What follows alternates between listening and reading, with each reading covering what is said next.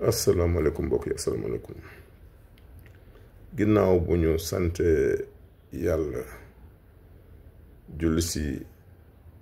sangub sang yi sallallahu alayhi wa sallam ñu leen di nuyu leen ñaanal jàmm sànq gis nañ weer bi ba zoom ko ba wane ko bu ngeen gisee sax ma xaw a rëy noonu c'est parce que tuuti la woon mais man maa ko yokk suma écran téléphone pour ñu mën ko photo bu mën ko génne mais lu tuuti la à peine nga koy gis ñu bëri sax dañoo xool lu yàgg si suma doom yi pour mën ko gis loolu mooy précision mooy njëkk a joxe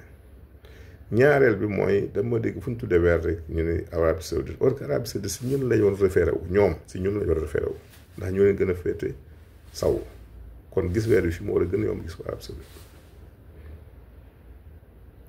ñetteel bi li tax ñu ne woon àjjuma ji samedi sax lay wax démb samedi ji nekkoon le 29 mars li tax ñu ne woon dana jafee gis parce que jant bi daf doon nekk si 8 degré 32 minutes si Gémeaux si Bélier moom weer wi nekk si 2 degré 6 minutes si Bélier toujours ñoom ñëpp Bélier lañu nekkoon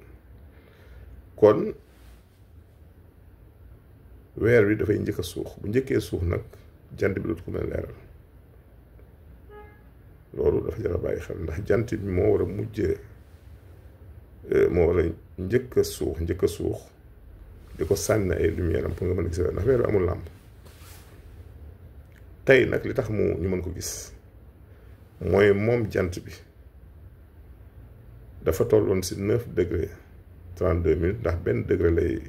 daw par jour si zodiaque bi weer nekk si 17 degré 12 minutes différence bi nekk à peu près 8 degré kon tey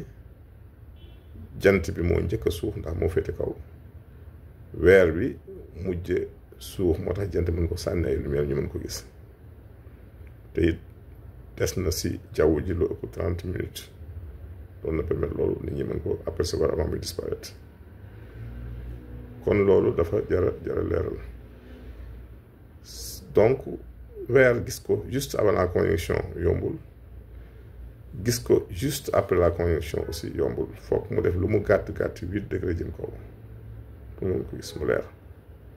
te coow li bu ñu sàgganul mën na ma tabaski ndax le 27 mai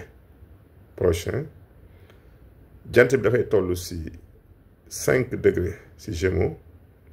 weer bi nekk si 4 degré si Gémeaux dañu nekk presque en conjonction te bu ñu nekk conjonction mooy weer bi dafa nekk si diggante suuf si ñu nekk ñun di xool di fa xoole weer bi ak jant bi kon duñu ko mën a gis ndax duñu am lumière bu ñu ko gisee day def suñu diggante def barrage bu ñu nekk conjonction boobu nag le lendemain di le 28 mai dañ koy mën a xool gis ko su ko defee le jeudi 29 nekk benn fan weeru tabaski bi kon ñu mën a xaar tabaski gi le 7 juin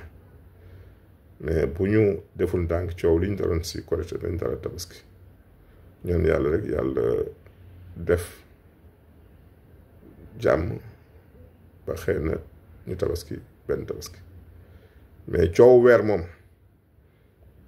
du fi gaaw a jug de ndax tant que ñaari gis-gis a ngi am rek dana jafe te jullit nag jotoon na ñu def yenn pays arab yi def mooy am genn kàddu waaw am ku ne am loo bàyyi ñu daje su ko defee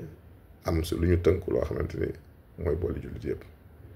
yàlla na yàlla may ñu àgg si loolu ñuy nuyu ñëpp nag di jaar ñëpp di ñaan ñëpp jàmm jërëjëf